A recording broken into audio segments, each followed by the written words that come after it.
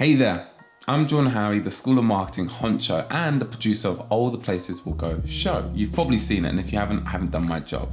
One thing I want to do is peel back the onion and make people realize it's not as scary and as hard as you believe it to be. All of us should have at least experimented with a Zoom webinar. I'm going to show you the 3 things you need to do to get that going. So let's dive into the first one, the settings. Preparing your webinar, the first thing you need to do is make sure your webinar settings are spot on. Evidently, create the topic and description. Although it says optional, it is essential you fill this part out because you'll need it for the opt-in form, which I'll show you in a moment. Of course, put the date of your webinar and the duration. Bear in mind you can start it earlier if you needed to. Time zone as well is key, especially as you hope to have an international audience. You want to make sure the registration box is ticked. Again, I'm going to show you when we look at the opt-in form why this is essential. For video, evidently this is up to you to decide if you want the host and or panelists to have their video on. I recommend that you have the audio on both in case people are traveling and wish to dial in. And finally, look at using the Q&A feature for your webinar to increase engagement and enable the practice session to allow you to, of course, iron out any potential technical issues that could happen before, during, or after your webinar.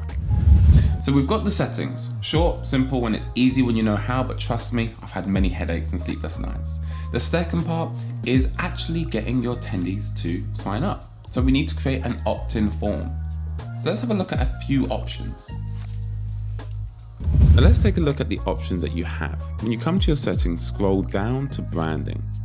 Fill out the title of your webinar or show and use any assets that you have, such as a banner or logo. All these assets will be much more appealing because although people have clicked to check out your opt-in form, the transactional sale of information hasn't been complete.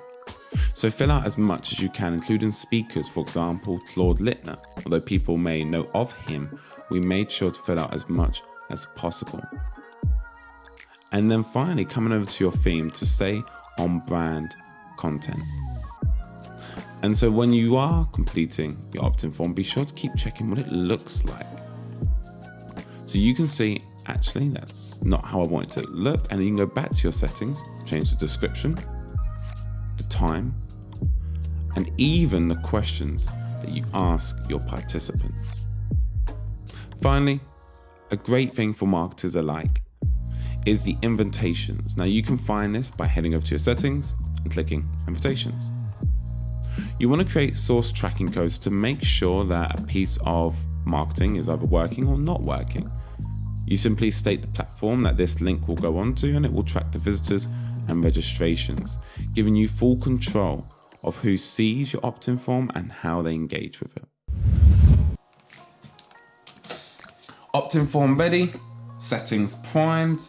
The final step, and arguably the most important, the attendance rate. How we're going to ensure that people who have signed up actually show up. I'm going to show you my little ninja techniques. Follow me. Attendance, attendance, attendance. My teachers used to always harp on about it. I never knew why until I started running a show. Now, to find out the email settings, simply head to the settings and scroll to email settings. I suggest you only set up 2. Number 1 is the confirmation email. When it comes to editing it, I actually just edit the subject line. Zoom auto-populate everything else your attendees need, such as add to calendar and what they've signed up for. Once that's good, hit cancel. The second one I recommend is the reminder to send 1 hour and 1 day before webinar because everyone is busy. Again, here, I actually don't edit anything. With the subject line, it auto-populates the meeting topic and the start time, which is key, along with the joining link and, if they haven't, how to add it to their calendar. Now, of course, you have the option to send follow-up emails. However, I feel you can do a better job at doing that personally. So there we have it. How to start your own Zoom webinar.